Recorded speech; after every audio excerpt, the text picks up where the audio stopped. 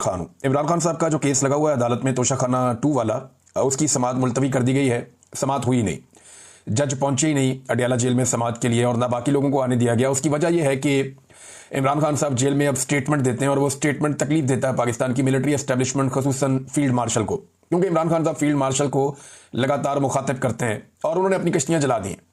इमरान खान साहब साहब की एक लंबी लड़ाई में है और मैंने आपको पहले भी कहा कि वो टेस्ट मैच खेल रहे हैं मौजूदा एस्टेब्लिशमेंट के साथ।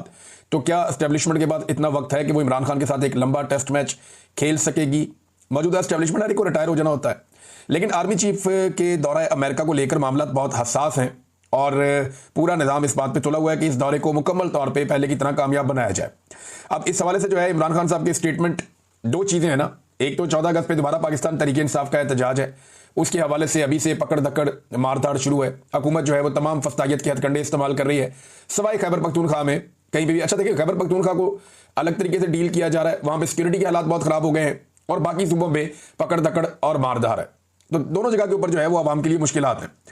अब 14 अगस्त के हवाले से इमरान खान साहब का कोई स्टेटमेंट ना आए तो हुआ ये कि जज साहब ने जुडिशियल कम्प्लेक्स से ही, ये जज है शाहरुख अर्जुमंद, इन्होंने वहीं से जनाब ऑर्डर दे दिया कि आइंदा तारीख जो है वो अब 15 अगस्त है, यानी 14 अगस्त का जो एहतजाज है पाकिस्तान तहरीक इंसाफ का वो निकल जाए।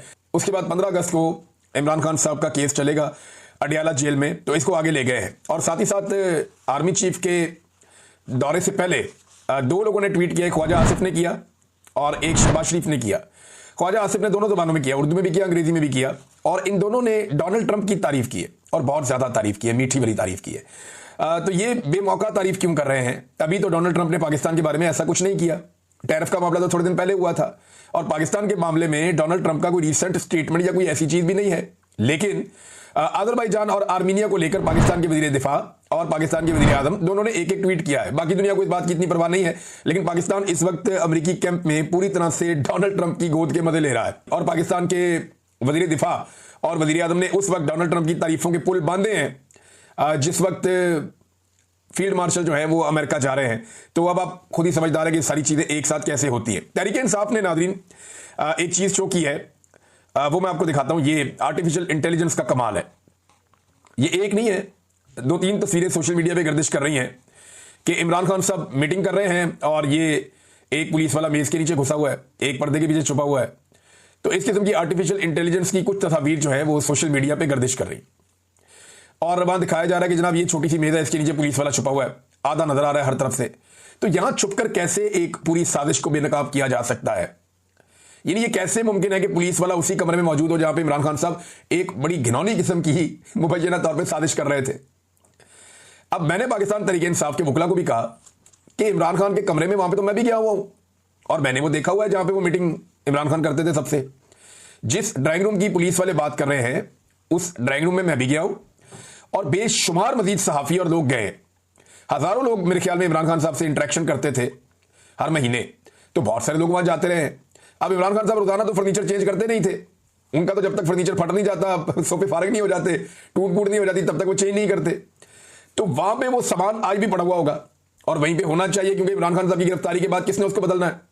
तो मैंने उनसे कहा कि जनाब आप ये टेबलें उठाएं, ये चीजें उठाएं और उठा के अदालत में ले जाएं, ले जाके अदालत में सोफा रखें, टेबल रखें और जज को कहें कि इस पुलिस वाले को बोले इसके नीचे छुप के दिखाए, अगर ये इसके नीचे छुप गया तो आप हम सबको फांसी लगा दें। छोटी छोटी टेबलें हैं वहां पे, वो बड़ी टेबल थी नहीं ऐसी जिसके नीचे बंदा ऐसे छुप जाए और पूरा गायब भी हो जाए, नजर ही ना आए, और ना कोई ऐसे पर्दे बिछे हुए थे कि जिनके अंदर नीचे बंदा घुस जाएगा।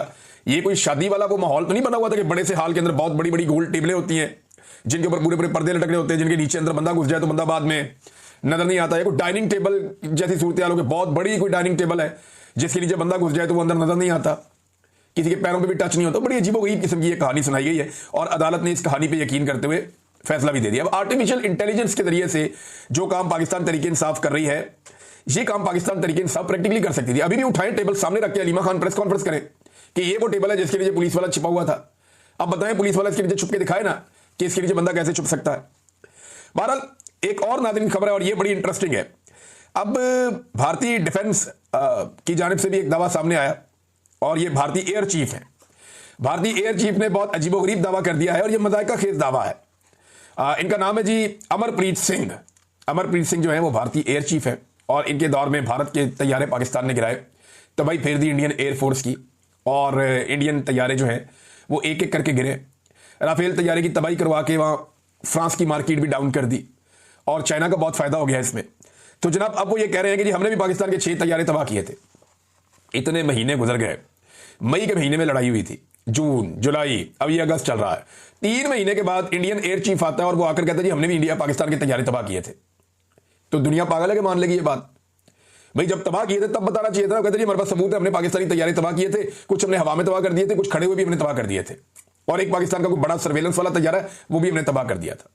हाँ, ये पाकिस्तान के साथ हुआ था कराची मेहरान एयरबेस पे, जब हमारा एक बड़ा तैयारा तबाह किया गया था जो बहुत कीमती था। वो उस वक्त एक हुआ था हमारे साथ वाकया, लेकिन ये बिल्कुल झूठ है, इसका कोई सबूत इनके पास नहीं है।